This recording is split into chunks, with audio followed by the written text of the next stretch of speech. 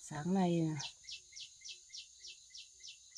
chắc là mình đi chặt tre để làm cột để dựng nhà.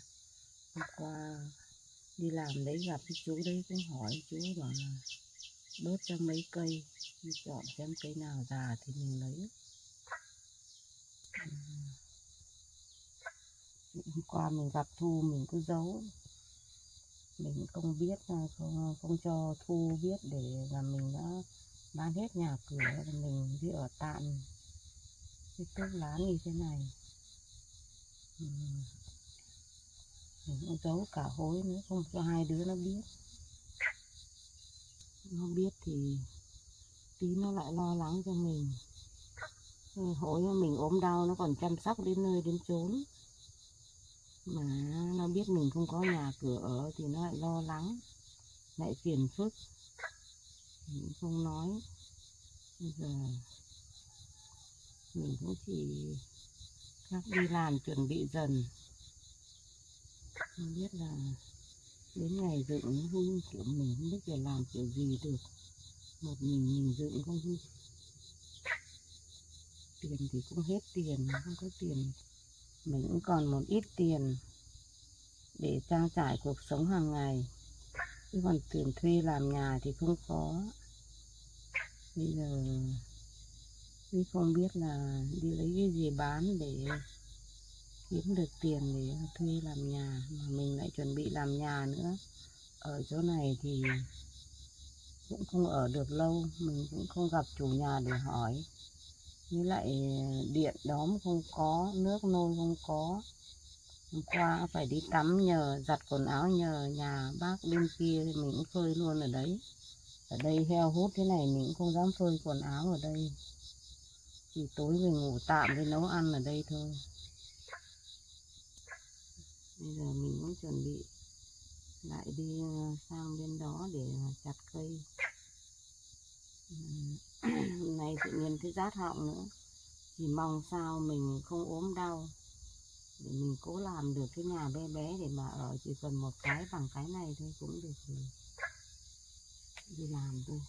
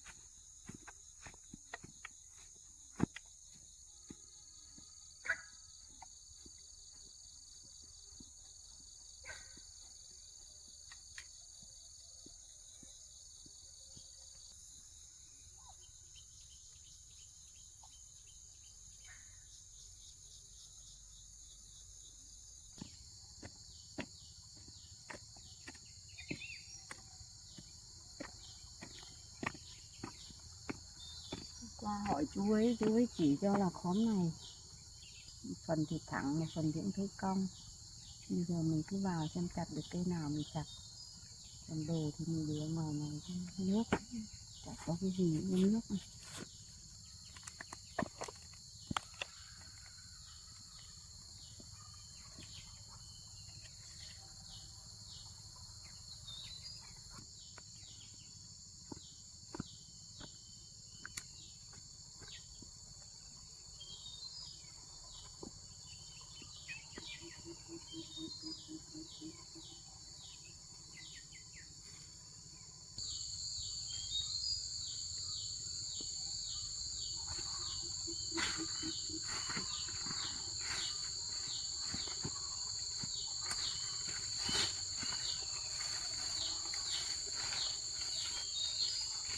Ở gần ở xa thấy kiểu nhỏ nhỏ nhưng mà vào gần cây cũng to. Như cây này là cái này lấy được. Chặt cây này nó to quá này. Biết làm thế nào được vần lên trên đấy. Chặt ở cây bên trong nó già hơn cây này cũng đều đi chặt cây bên trong trước mà mình lấy cây liền.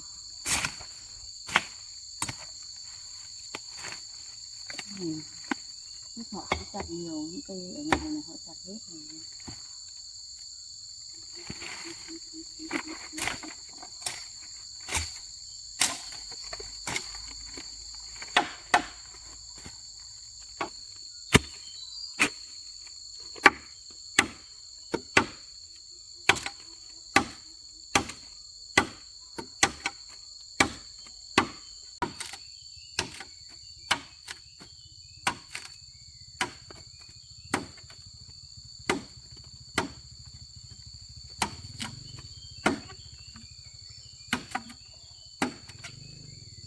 Ở xa cũng thấy nó bé bé này. Gần cũng to.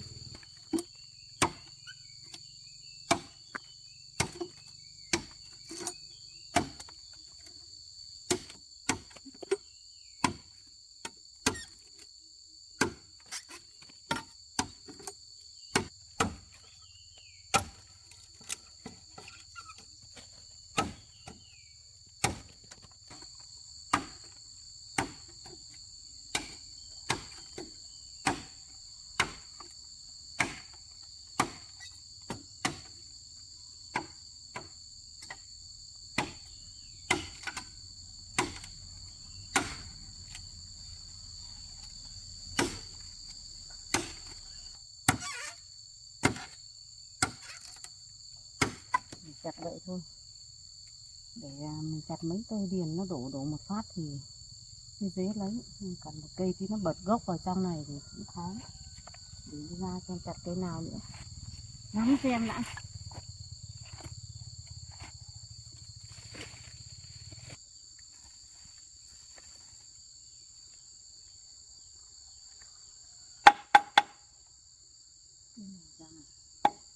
Cũng cho mình chặt cây này nữa, nó vừa thẳng nữa.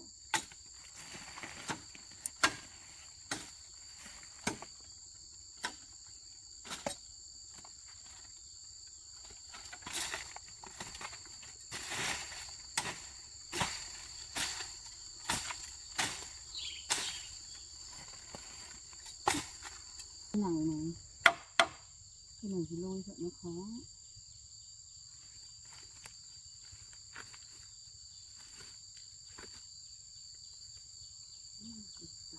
Chặt cây già này.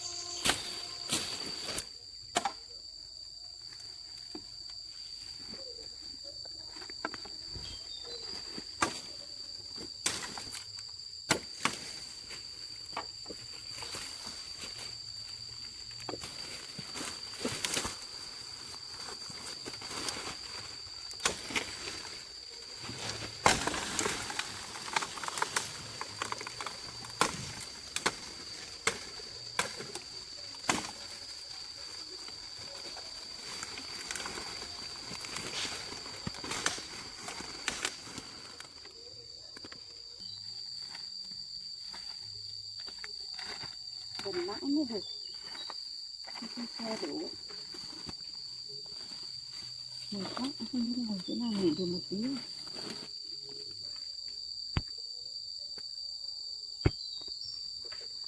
Già rồi không có sức khỏe làm cái gì một tí là thấy mệt.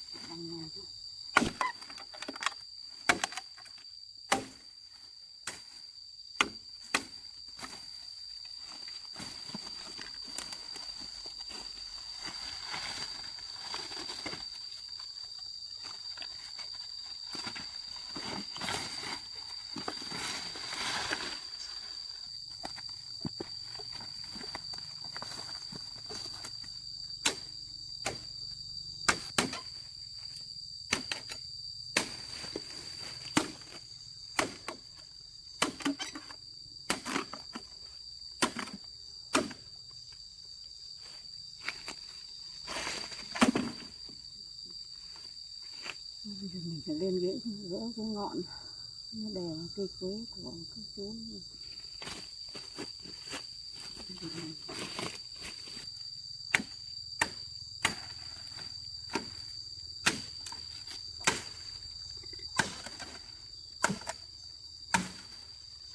Mình bên trên đây gỡ cái quế, cái cành dính vào cái quế của các chú đấy này.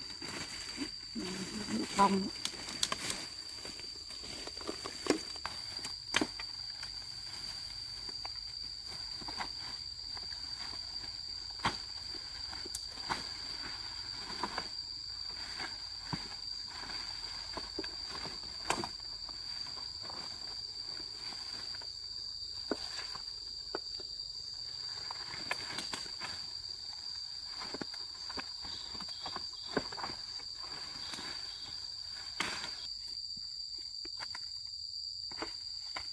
Còn một ngọn nó đổ ra đường kia nữa thì mình đi chặt nốt ngọn đấy. Nên là chắc cây chỉ để thế này thôi, tại vì to này cũng không vác được. Hôm nào nhờ xem là các bác ai biết làm thợ thì lấy dài bằng nào thì họ về họ cắt hộ, rồi cũng còn gì để bán lấy tiền nữa. Hay là còn cái ruộng ngô mình bán nốt, bán thì sau này mình cũng không có đất làm, mà để thì không có tiền để làm được cái nhà.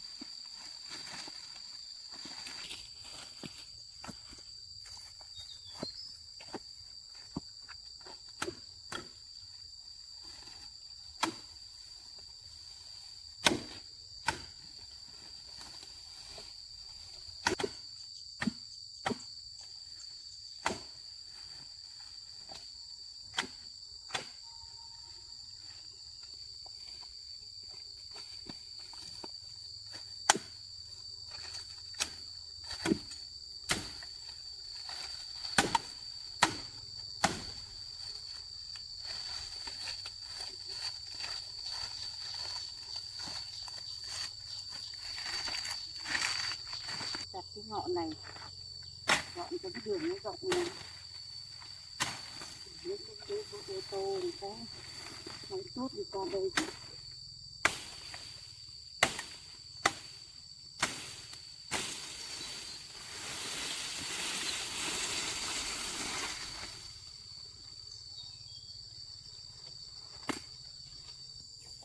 Cũng đã nắng quá, nóng quá.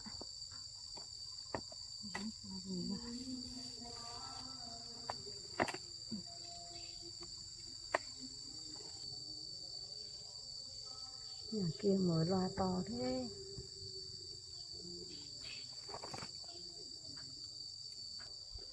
Công nhận mệt thật đấy, nắng nữa. Làm được một tí à, mồ hôi nhễ nhại ra.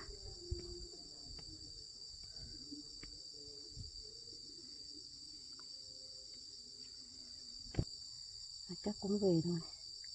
Càng muộn thì càng nắng.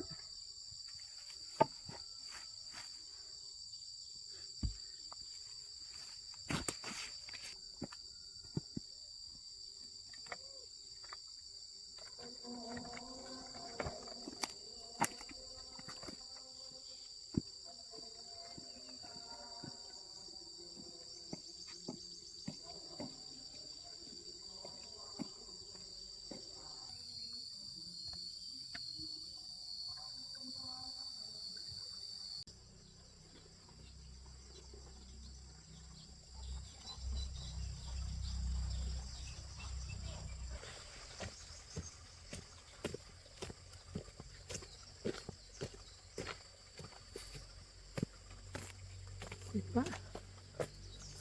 Qua mình cũng tắm nhờ giặt giũ nhờ nhà ông thầy đây. Chắc mình bây giờ vào đây để hỏi bà, xin bà tí nước để đi nấu cơm.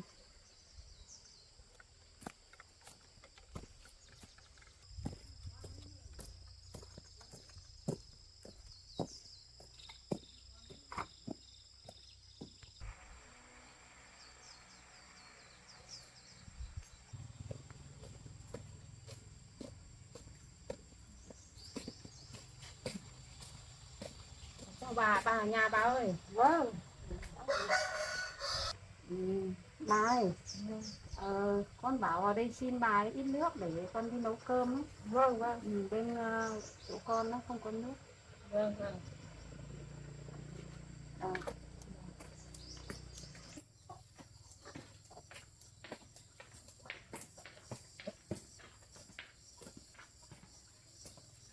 Bà cho cái số này lấy nước nhé. Bà cho con mượn cái số này á? Vâng, vâng. Vâng. Vâng. Nếu mà hết nước rồi tăng lấy nhé. Vâng, vâng, vâng. Con cảm ơn nhé. Cái này à bà? Vâng, vâng, cái này đấy. Con ở nhà không có, nhưng hôm thì con đi con cũng không cầm đi được, nên mà cho con mượn tạm hôm nhé. Bên kia không có nước cứ về đây tắm với lại lấy nước vâng tắm nhé. Vâng, vâng, bên kia con không có nước đâu. Cái đấy chỉ có mỗi ao thôi mà. Con về đây là bạn sang làm tiền nhà ông bà đấy. Thôi, con cứ cùng đi lấy thôi.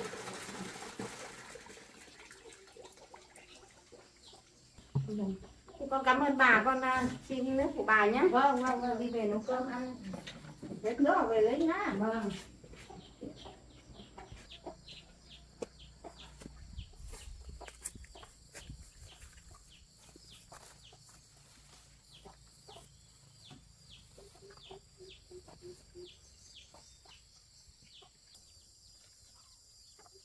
Nhỉ, mình đang không có kiềng.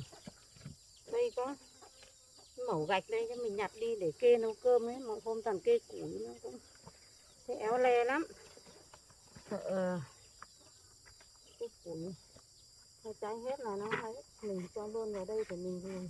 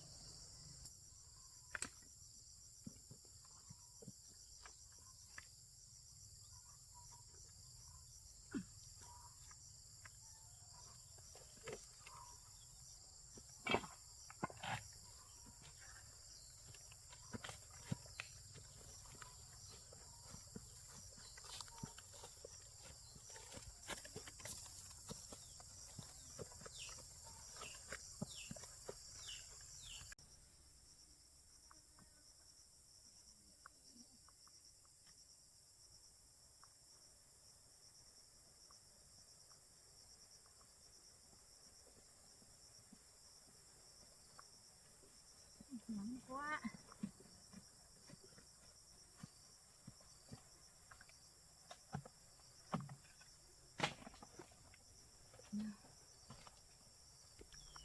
Bây giờ chắc mình để đồ ở đây.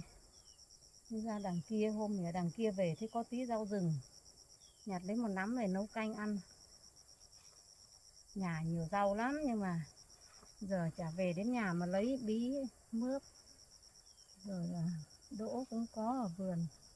Có xe thì mình về nó cũng được nhanh tí, mà không có xe giờ không về nổi đến nhà mà lấy rau. Thì mình nắm rau rừng thôi.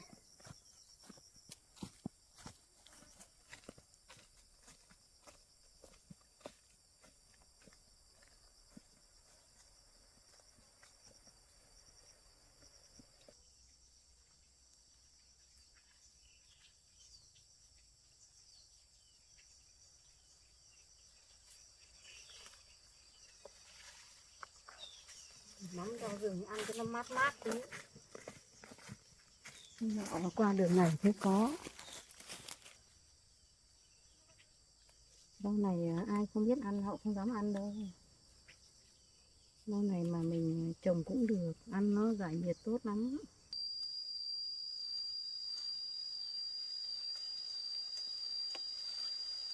Mình không biết ai cũng đến đây cũng nhặt.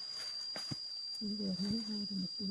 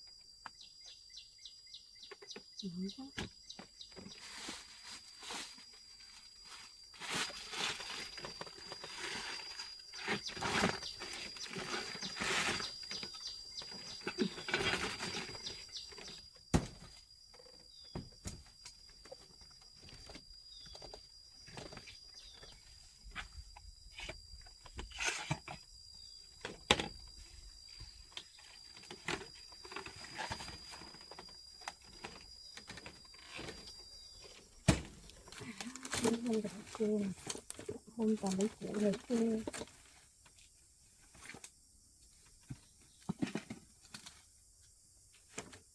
Nào làm được nhà ổn định về nhà lấy tiền đi. Ở nhà để nhiều lắm, có ai dùng đâu chẳng sao. Thế này chắc được rồi. Này thay quần áo mát rồi đã xong. Nhóm bếp nấu cơm ăn. Nóng quá.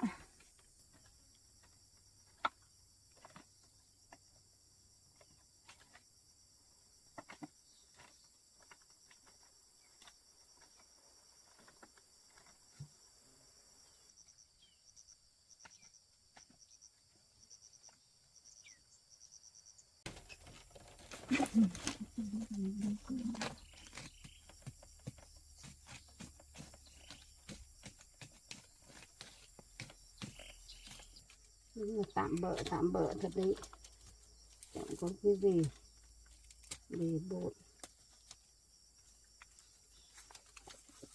Đất rồi ông buồn làm được nhà ở, đừng nói được làm được.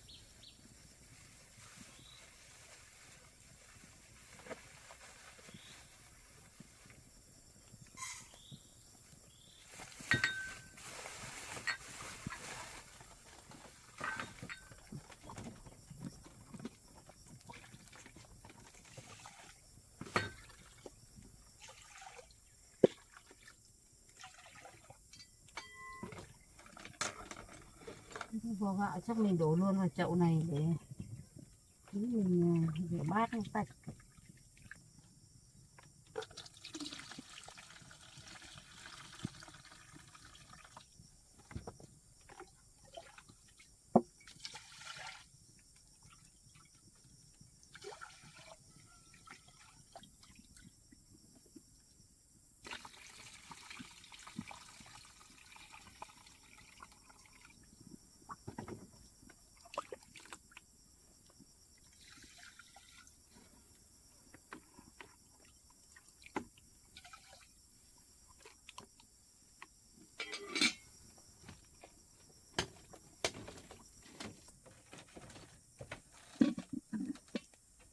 Thế này cảm thấy nó chắc chắn hơn mọi bữa. Mọi bữa mình toàn kê củi, đặt nghiêng lên thì có khi nó cao hơn thế, nhóm nước hơn ít thì chụp được. Mình chuyển cái này rồi đi xuống góc này.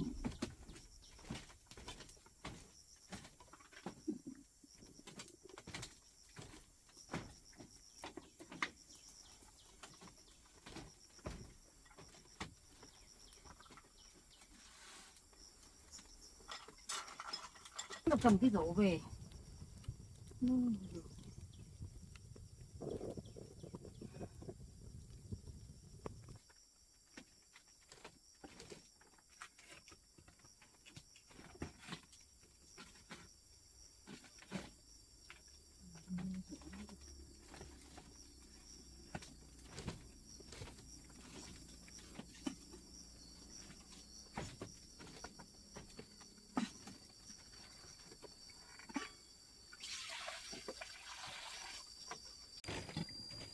Mình kê thế này thấp nó cũng nhanh sôi rồi.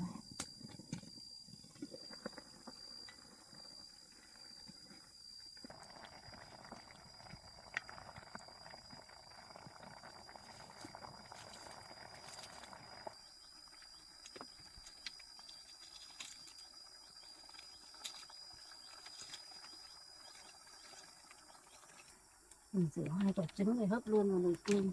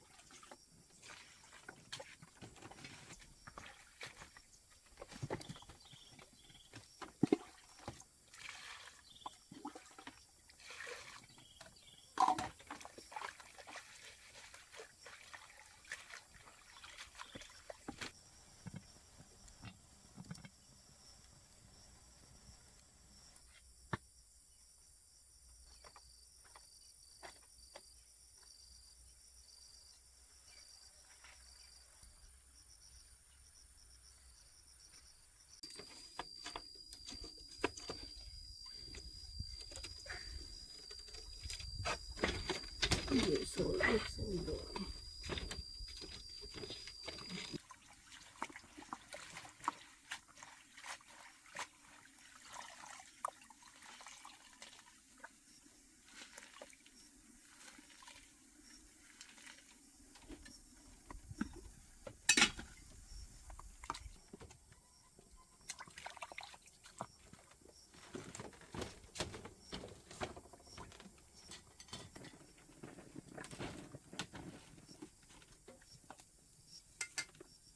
Không biết tạm bợ đến bao giờ đây cuộc sống này.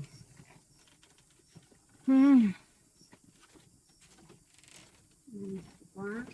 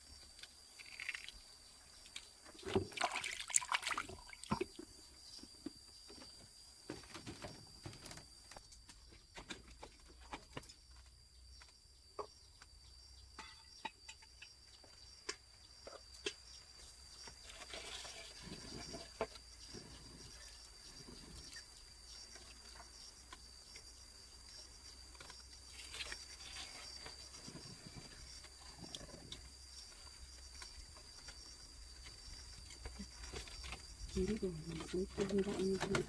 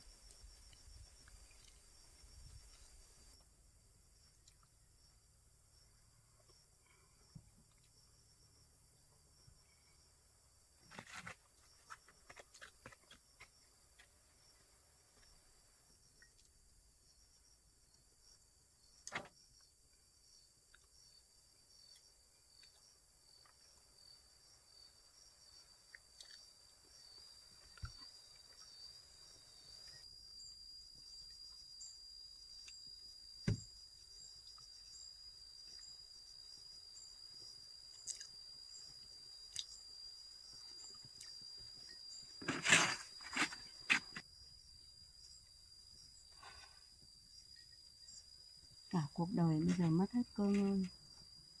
Nhà cao cửa rộng, không có ở nữa. Bây giờ ngồi ăn cơm ăn như thế này, bữa cơm ăn như thế. Đã cô đơn rồi. Lại còn không có một tiếng động, một tiếng trẻ con qua đường, một tiếng ô tô xe máy.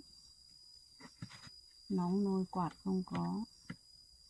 Nhiều lúc bao nhiêu người đi qua họ vào uống nước mía ngon, nước mía, mua mía, cũng còn có người nói chuyện. Nghĩ cuộc đời già rồi mà bây giờ thui thủi trong thung lũng cũng thấy nhục nhã. Nhưng mình chỉ vì thương con, bao nhiêu tình cảm mình dành cho con gái hết, cho nên là hy sinh cả một tài sản của cả cuộc đời mình đã sắm. Hai đứa con, đứa nào mình cũng thương, đứa nào cũng thiếu tình cảm của cha. Con trai thì đẻ ra không biết mặt cha như thế nào, chỉ trong vòng tay ôm ấp của mẹ đã lớn lên thành người, bây giờ thành cán bộ, mình cũng thấy nhẹ lòng một phần nào, đỡ vất vả. Còn đứa con gái thì khi sinh ra thì lại đẻ thiếu tháng, bố nó thì chạy về nhà đưa mình về nhà ra viện rồi, còn con gái vẫn ở lồng kính, bố phải chạy lên chạy xuống vào viện thăm con, mà số nó cũng khổ. Mình cho nó ăn học hết cấp 3, xong bây giờ cho nó đi làm ăn ở nước ngoài, lấy chồng cũng bị chồng ruồng rẫy, chồng bỏ về nước thì cũng chả biết là làm ăn như thế nào. Về nhà nó kể bảo không hạnh phúc đâu mẹ, mẹ con chỉ muốn về với mẹ thôi. Thì mình cũng bảo là con ở nhà với mẹ giờ không đi nữa, nhưng mà chắc con cũng nghĩ không biết là như thế nào, có một cái khó xử riêng của con hay sao mà con lại bỏ đi không nói với mẹ một câu. Đến lúc chủ nợ bảo là con nợ, kể cả nợ bao nhiêu, mẹ còn tài sản bao nhiêu, mẹ còn bao nhiêu công sức, mẹ sẽ trả cho con hết để con an toàn tính mạng của con là một. Thứ hai nữa, mẹ không để cho con phải mất danh tiếng xấu, để sau này con vẫn còn trẻ, con còn phải lấy chồng, vẫn là một người con gái ngoan của mẹ, vẫn một người con gái tốt của mẹ. Bây giờ chỉ vì con mình khổ như thế nào mình cũng phải cố lên, miễn là con được an toàn, mà con cũng biết là mẹ có dành tình cảm cho con thì chắc chắn sau này cuộc đời mình cũng chưa kết thúc. Bây giờ con làm ăn được thì chắc chắn con sẽ cho mình một cuộc sống vẫn an nhàn về tuổi già. Thôi mình chả nghĩ nhiều nữa, bây giờ mình làm được bao nhiêu thì mình cứ vẫn làm, mình cũng không phải buồn làm gì cả.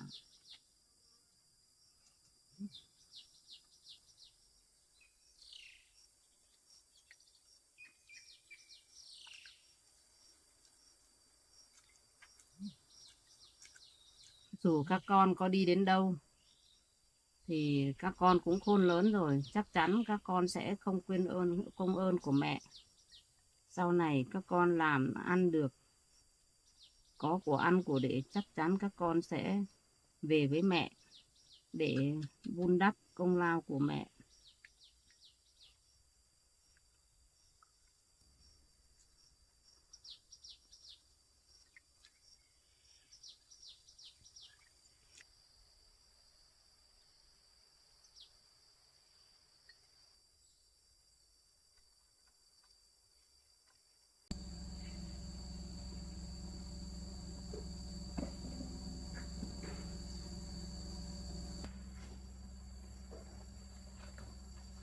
Hôm nay anh Mạnh đi đâu thế tối nhỉ? Hay là có vụ việc gì xảy ra?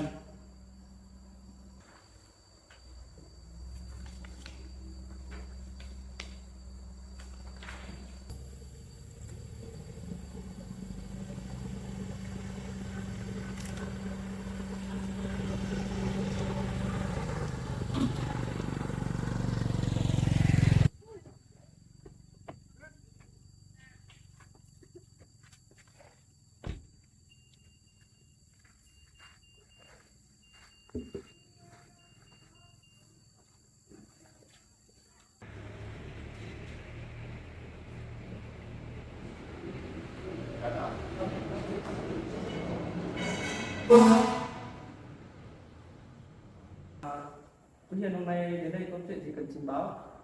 Dạ, tình hình thế này cháu ạ.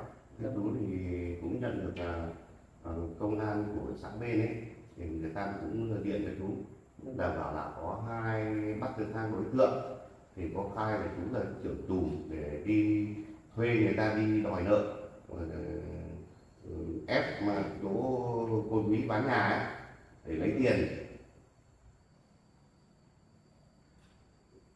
Thế là cơ quan chức năng nào gọi điện cho chú ạ?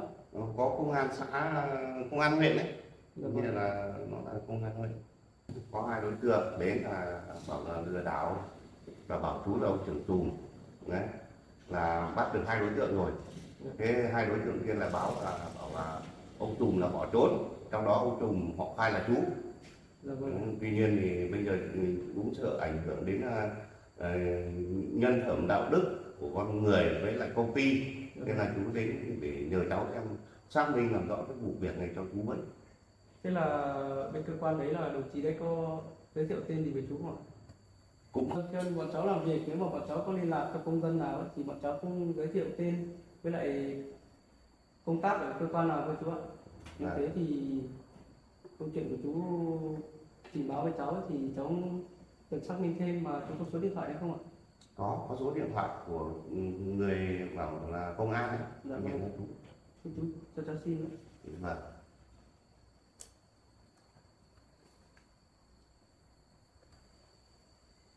Số là 0313 13346.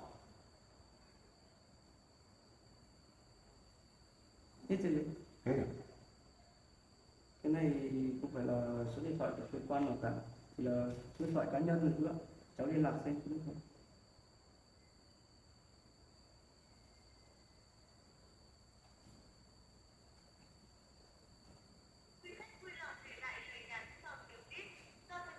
Lại không liên lạc được rồi. Mà từ hôm đấy đến giờ chú có liên lạc với số điện thoại được không ạ? Không, có điện là hai cuộc cho chú xong là chú cũng không liên lạc được, thì chú lên báo cáo cháu như thế thôi. Dạ vâng. Theo như cháu muốn gọi điện xác minh ấy, thì gọi số điện thoại này bây giờ lại thuê bao chú ạ. Ừ.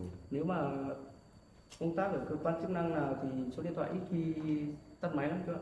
Dạ. Cháu không nghĩ là có một đối tượng nào đó muốn hãm hại chú, hay là công ty cạnh tranh nhau ấy, Dạ. là muốn bôi nhọ nhân phẩm của chú, thì cái này bọn cháu phải cần xác minh thêm.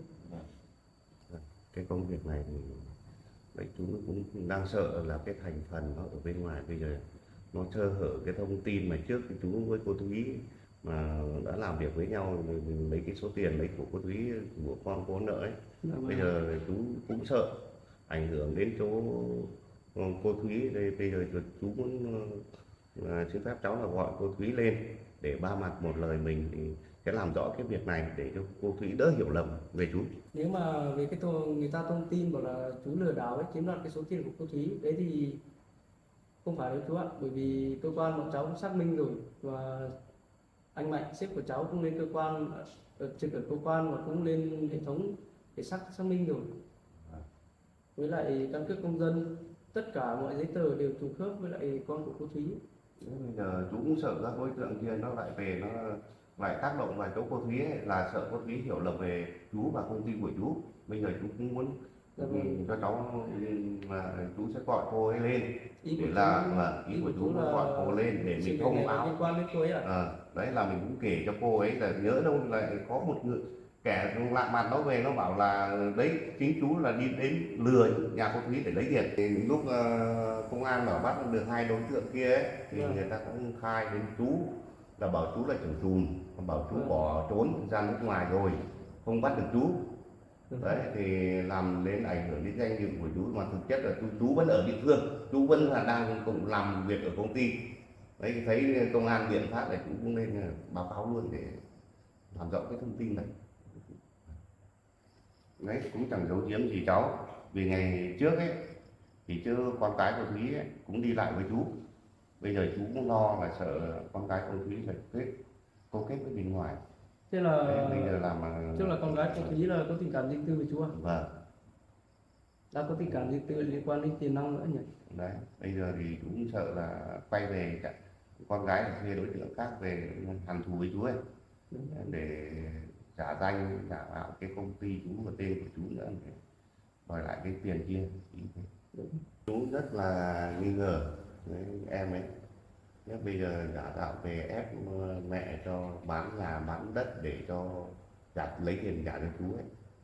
Nên là chú cũng đang sợ cái đấy, sợ tù vặt rồi quay về cái lợi dụng cái danh và cái tiếng cái tên để tố cáo Theo như cháu xác minh ấy, thì cơ quan công an bên xã lân cận ấy cũng gọi để báo cho cháu bảo là phá vỡ hợp đồng về nước rồi, nhưng mà không biết đã về gặp cô Thúy chưa.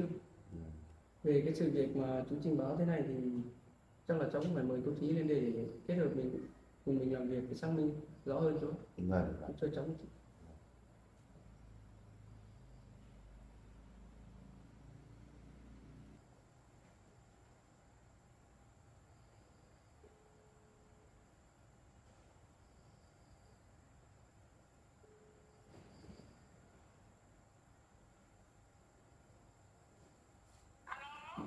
Dạ vâng, cháu chào cô Thúy nhé. Dạ vâng ạ. Bây giờ chú Hiền đấy cũng lên trình báo với cháu là gần xác minh một số vấn đề. Bây giờ cô có thời gian không ạ?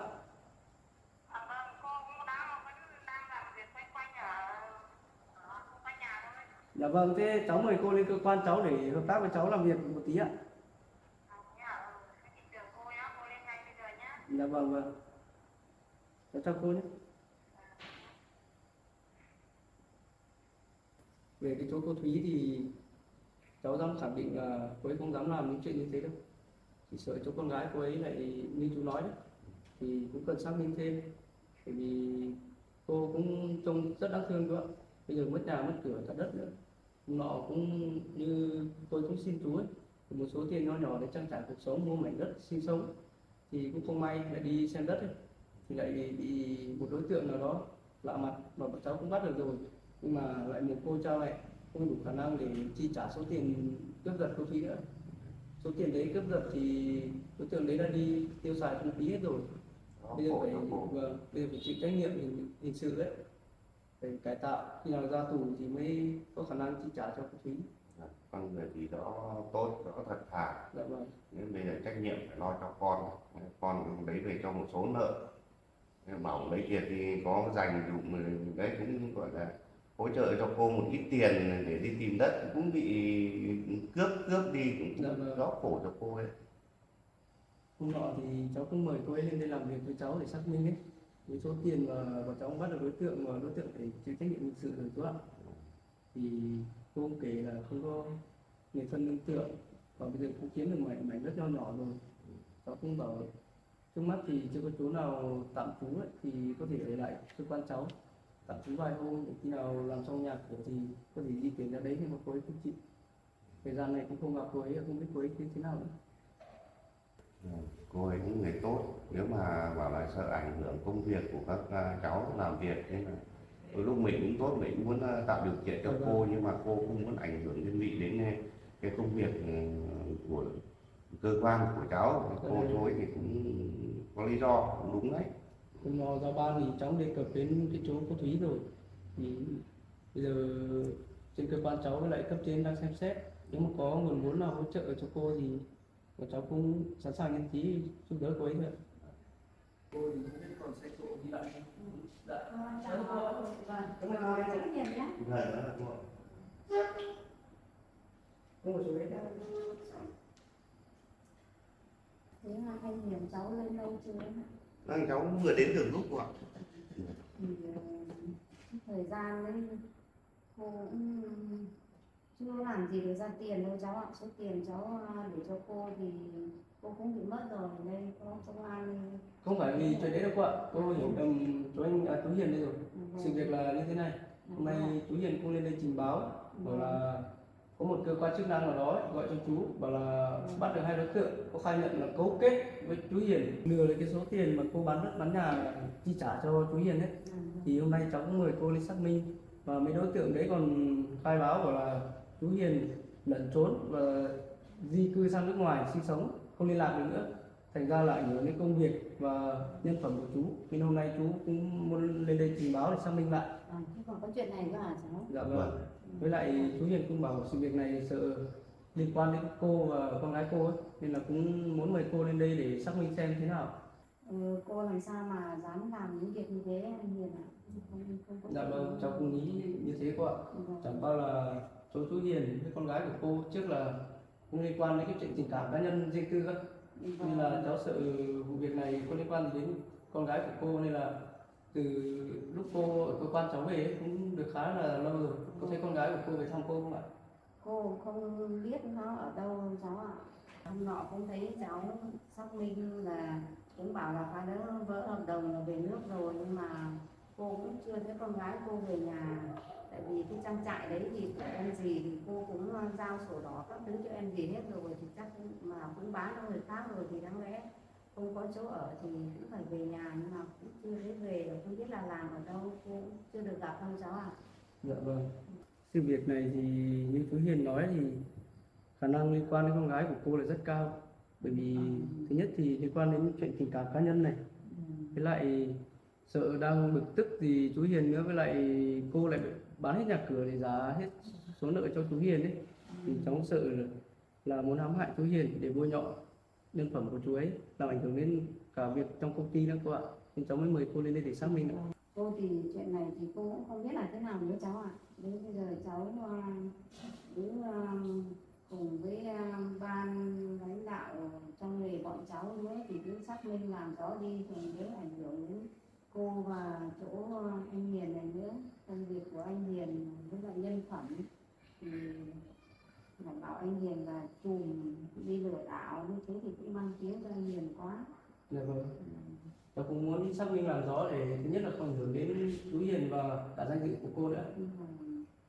Cô thì cũng rất là thương con cô, với lại là cũng không muốn cho con gái của cô là mất danh giá đấy, mang tiếng. Với lại chỗ anh Hiền này thì cũng mang tiếng cho là ảnh hưởng đến công việc và nhân phẩm của anh ấy. Thì cái việc cô bán đất đai nhà cửa đi trả nợ thì cô không có gì mà ân hận đâu cháu Hiền ạ. Dạ vâng. Cũng vì chuyện này nên là mẹ của cái công ty hoạt động của chú Hiền ấy, nên là chú lên đây để请cháu xác minh làm rõ để đỡ ảnh hưởng đến công việc của chú ấy, nên là cháu mời cô lên đây làm việc với cháu rồi. Bây giờ từ ngày con gái cô đi thì cô cũng không liên lạc được, mà cũng không biết thông tin gì. Bây giờ cô chỉ ước được gặp con gái một lần, thấy con gái vẫn an toàn là cô cũng thấy vui rồi. Kể cả bố của nó cũng bây giờ con gái đi rồi thì cũng luôn nhắc đến là ngày xưa đẻ thiếu tháng, cho nên là còn mẹ thì ra viện rồi con vẫn ở Lồng Kính, còn năm nào cũng phải đi truyền máu cho con. Từ ngày con đi nước ngoài về là vẫn thấy con xanh xao, nó không được mạnh khỏe to cao như các bạn bè khác, nhưng mà cũng không được gặp bố. Bố nó bảo là cũng không được gặp lần nào. Dạ vâng. Thì cái nội dung nó là như thế đấy, Dạ vâng. nên báo cáo đó là nội dung công việc như trình bày thì để đỡ ảnh hưởng đến công ty, công việc của chú, nhân phẩm của chú và các đối tác xung quanh, để gọi là làm ăn lâu dài với công ty rồi. Dạ Thế vâng. bây giờ nếu mà tin mà đồn ra ngoài bảo là chú là lừa đảo, chú trốn ra nước ngoài thì công ty nó vẫn hoạt động, thì người ta nói như thế, nhưng mà thực chất thì chú vẫn, công ty vẫn hoạt động, đúng không? Cái đấy thì chú không phải lo để bọn cháu xác minh nữa. Nếu mà có cơ quan công an này dám xác minh những chuyện như thế mà lừa đảo chiếm đoạt tài sản của cô Thúy thì cũng ảnh hưởng đến bọn cháu, bởi vì công việc này bọn cháu xác minh rồi. Những cái tin đồn nhảm thôi chú ạ. Chứ bây giờ xác minh là chú lừa đảo thì chẳng khác gì bọn cháu cấu kết với chú à, cả cơ quan bọn cháu đấy. Vâng. Cái đấy thì chờ chú không phải lo, bọn cháu xác minh liên lạc cùng xác minh ạ. Lại số điện thoại cháu đưa đây rồi, nhưng mà hiện giờ thì liên lạc không được. Cháu đang sợ các đối tượng là dựng cái cảnh này làm ảnh hưởng đến công việc của chú đấy. Mà chú Hiền này, trong công ty với lại các đối tác của chú ấy, chú có gây hiểm khích gì với ai không?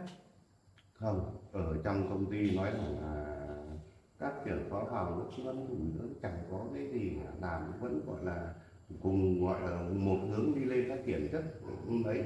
Còn các đối tác thì nó cũng rất ủng hộ công ty chú. Dạ vâng. Đấy.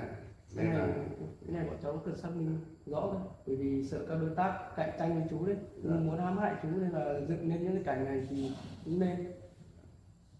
Mà thôi, bây giờ số điện thoại với lại lời trình báo của chú thì cháu ghi đây rồi, để bọn cháu xác minh, mà khi nào có thông tin gì cháu sẽ báo cho chú sau, để chú có thể về được. Vâng, thế thì cháu giúp chú ấy nhá. Dạ vâng. Đấy, xong là nếu mà xác minh được có thông tin thì cũng gọi là đăng lên mạng lên đấy để đỡ giải oan cho chú ấy. Không biết là sợ nhất người ta làm không, người ta nói ra ngoài không lên mạng để chú lừa đảo thế này thế kia. Thế này là công việc và trách nhiệm của cháu phải làm, không lo đâu. Chú về ạ.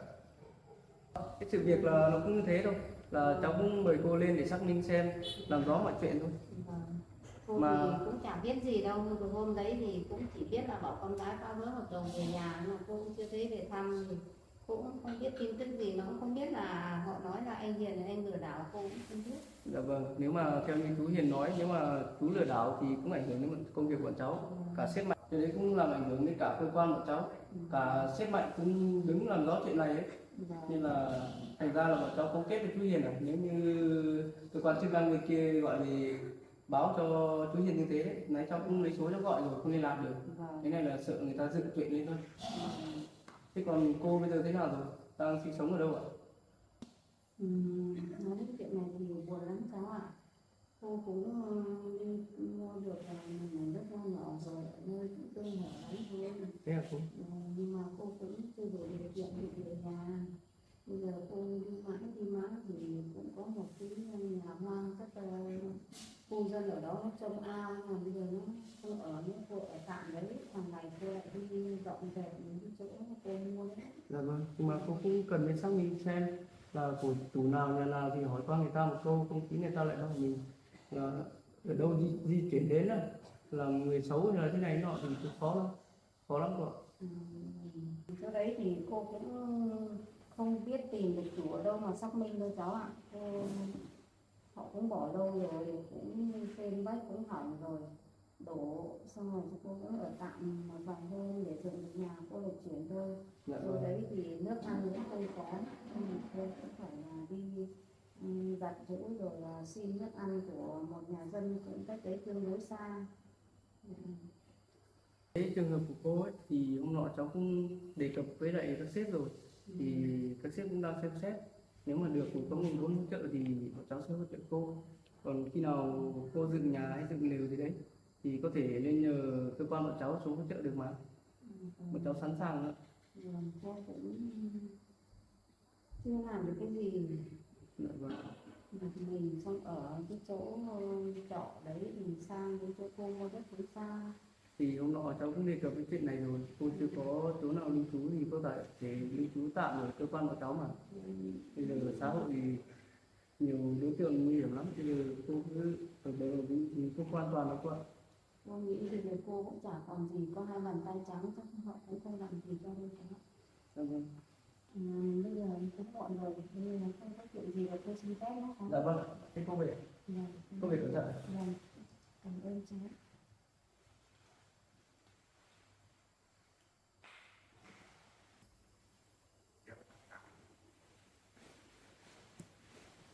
Thì tôi gọi lại cái số điện thoại này xem thế nào.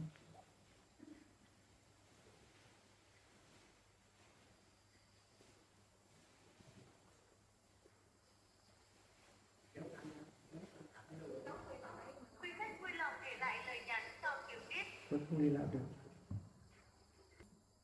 Cái này các đối tượng dựng chuyện lên là rất cao.